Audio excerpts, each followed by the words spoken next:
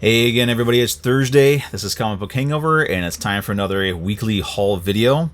This one may not be as long as my last couple of weeks because there was not a Cody Con last week. Mr. Lockwood was in the process of moving into his new home, so congratulations, Cody and Audra, on your new purchase and your fine new home. I hope your puppy Stella is really enjoying her big backyard. So there was no Cody Con last week, so all I have are a few books that I picked up last week that I want to talk about, and a few books that I picked up this week. I think I only got 4 titles this week. I didn't have enough money to get all of my books, so next week there'll be some spillover. I think actually next week all I'm picking up are a couple of True Believer issues. So there's really not a whole lot coming out next week, so it's kind of good that I've got some spillover from this week. But let's talk about some of the stuff that I got last week. First, let's talk about this one here. This is Punchline. Punchline number 1. Now, I love the character of Punchline. She's one of my favorite new characters that has been introduced in the Batman series. She was a very big part of the Joker War. This one shot, I was kind of hoping that it would be more of a sort of progressing her story, fleshing her out a little bit more. What it turned out to be was an origin story. Not one of the better origins, but also I think we really did not need to know her origin so soon. So soon after her introduction to the comics. I'm one of those readers that I don't really need to know the origins of characters right away. I kind of like to get to know who they are before I know who they were. It makes more of an impact as to who they are. If you're used to that before you know who they were. So she really doesn't have a tragic backstory, so that kind of does take a little bit away from her. She's still psychotic, she's still crazy, but the one thing about this book that really kept me from loving it 100% was, and this is something that they started doing in Batman or Batgirl number 50, is all this crap with protests. So she is insane. She was very instrumental in the Joker War. She was very instrumental in the deaths of who knows how many people. But because she's online, she has a social media presence and she does a blog. These kids, these millennials, or what do you want to call them, have latched onto her as some sort of a folk hero, and they are trying to twist things around to say that she didn't actually kill anybody, so she's not guilty. She shouldn't be charged with anything. Let her go. And there's this big protest. Now, I am all for people's rights to protest and whatnot, but the last 4 years of near nonstop protests have really burned me out on the whole concept. I'm tired of it. I'm sick of it, and now to have it in my comic books is just ridiculous. So I'm hoping that this is just it's not going to be a widespread thing, especially in the Batman book, because it's not something I really have an interest in reading about people protesting. I don't care. To be quite honest with you, I don't care. I want my superhero stories and my supervillain stories to be about the superheroes and the villains, their fights, their trials and tribulations. I don't care about people protesting because they think that a psycho is actually innocent. To me, that just shows how stupid they are. But I mean, it's also because they weren't privy to the behind the scenes workings of Punchline like we, the readers, were. So they're just completely ignorant. They only see her as this cute girl on the internet that somehow got wrapped up with the Joker. But the art in it was great. It's Mirka Andolfo, who did the Mercy series, which was awesome. I think she's got a new book out, Unsacred, which I did not pick up. It came out this week. I think if my LCS has it, next week I may pick it up just to check it out, because I love her art, and her writing style is very awesome as well. But overall, this was kind of a disappointment. I do have some more variant covers coming. I do like those variant covers, so I'm still excited about getting those for the covers. But the story itself, all the protests, all that nonsense just kind of killed it for me. So really, I'm hoping that the next time we see Punchline, that we're kind of moving away from that and kind of getting more into what she is and what's driving her to be what she is, because she's a really cool character. I like her look, I like her style, and I don't want her to be, I don't know, I'm just tired of all the social media protesting and all that in the real world. So it's kind of killing my interest in it in the comic book realm. The next one is going to be Power Rangers number 1. This is the second Power Ranger series. Now, the other series, Mighty Morphin, covers the actual Mighty Morphin Power Rangers on Earth. This one covers the Omega Rangers, who are 3 of the original Mighty Morphin Rangers: Jason, the original Red Ranger; Trini, the original Yellow Ranger; and Zack, the original Black Ranger. In the show, when they left the show, their characters were written out as they were going to Switzerland for some student conference on world peace or some whatever. But in this continuity, they use that as sort of cover story, and they wound up going across the universe and gaining new Power Ranger powers, and now they are the Omega Rangers.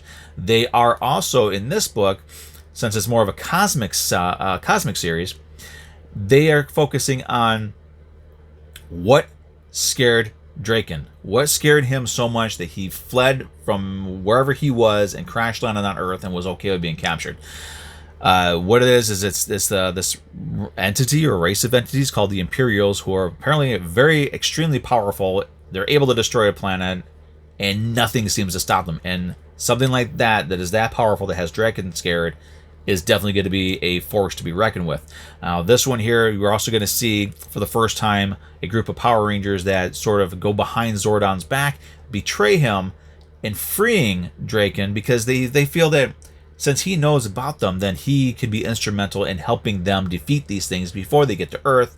Zordon says no. They go behind his back and they free him. So there's going to be a little bit of tension between the Omega Rangers, Zordon, and the Power Rangers. So that's going to be really cool. So it's really setting up a neat dynamic for all these characters. And so with this new sort of reality, this new set of circumstances with these characters, having 2 books is definitely, I think, going to help be able to flesh out these stories a little bit more. So Power Rangers, definitely a win. Very, very excited about that series. Then there is the Dark Knight's Death Metal Infinite Hour Extreme that I picked up only because it had Lobo in it. Also, it didn't help that it had it's got a Cal Hoods cover, and he is an amazing artist, one of my absolute all-time favorite artists. So this book here is Lobo. I mean, it starts off with Lobo in a bar, wanting another drink and complaining that the bartender isn't doing anything about it. The bartender mentions that, well, he just killed everybody in the bar. And Lobo says, so what? Get me a drink. And the bartender says, well, you used my arms to beat them all to death. So he apparently ripped off the bartender's arms, killed everybody in the bar with it, and then complained that the bartender wasn't able to get him a drink.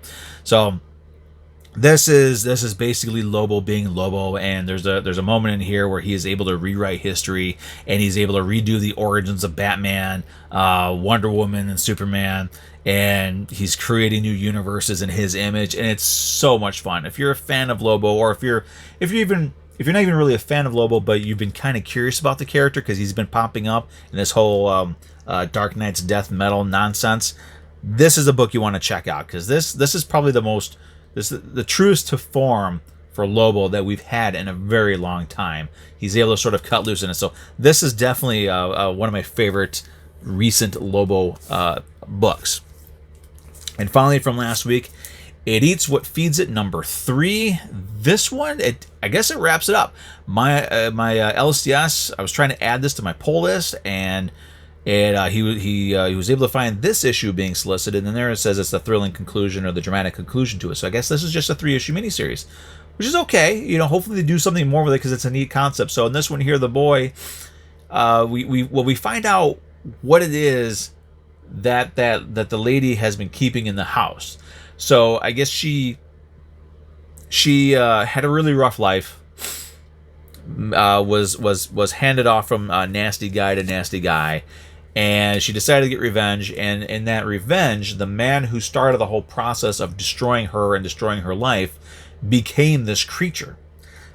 She made a deal, I guess, with a swamp witch. This takes place in the bayou, and she was given eternal beauty, longer life, wealth, and all these things that she wanted. But the cost of that was this guy was turned into this beast that had an unending hunger. So she was always having to feed him, or else things would go pear-shaped for her. So this issue, wrapping everything up, it does go pear-shaped. Everything kind of gets messed up. She has to come to terms with what she is, what she's done, what this creature is. Things need to stop, and boy, they do it in spectacular fashion. So I'm hoping, though, that there's a way to kind of continue this, because this is a really, really interesting title, really interesting concept, and some really sweet titles. So it Eats What Feeds It from Scout Comics. If you're looking for something different, definitely check that out. It was a lot of fun. I really enjoyed reading that. So this week, I grabbed 4 of the books that came out for me this week, and no Marvel books. I think actually the only Marvel books that were actually in my box were a couple of True Believers. So I'm going to grab those next week. I think I've got more True Believers next week, so I'm going to have like 4 or 5 of them all together. But this week, I just got some independent stuff and one Batman title, which is Batman 103 with a nice Clown Hunter versus Ghostmaker cover. Put that there. Something is Killing the Children, number 12. Still a top of the stack book. I really am enjoying this book. Also, I have a new mask that I can wear.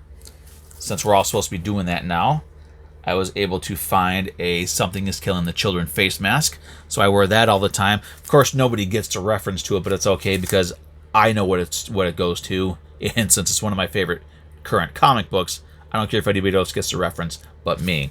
Then I grabbed, this is issue 3 of Stillwater, which I am going to be adding to my pull list. This book it's going to be going into some interesting directions, I think. So this is definitely getting added to my pull list. And finally this week, Big Girls number 4. It's on the fence still, but it's kind of leaning towards I will be adding this to my pull list. But we'll talk about some of these books next week. So that's it. So like I said, this is going to be a pretty short video because I didn't have a massive haul from CodyCon. There will be a CodyCon video, I guess, tomorrow. So I'll put the link to his Facebook page. It goes from 7 to 10 p.m. Eastern Time. It's on his Facebook page. It's a great show that he does every week with some awesome comics. There's a great community of people that he is forming. The Cody, I guess the Codyverse, I guess we can start calling it. A great group of people. A lot of them are local to me, which is awesome. But it's a nice community. It's even if you don't buy anything, you can still jump in. You can talk about the books. You can ask him what he has, and he's very he does his absolute best keeping up with all the comments. So link to that will be down below. That's it. That's all I got. So I hope everybody's staying safe. I know this whole virus thing is getting out of hand across the country, across the world. So I hope everybody watching this, you're keeping safe. You're doing what is necessary to keep you and your family safe and healthy through all of this. Don't take any unnecessary risks because, comic fan, we need to stick together. We need to have as many of us around as possible. So again, stay safe, stay healthy. Thanks for watching. If you like what you see, go ahead and subscribe. Please subscribe. I got 104 subscribers as of today, which is awesome. So thank you all for following me. So please subscribe. Click that like button, share, comments. Had some great comments from my video last week, which is really awesome. I like having those conversations. And that's it. So I will see you guys next week with hopefully a nice stack of books to share with you. I'll talk to you later. Have a good weekend.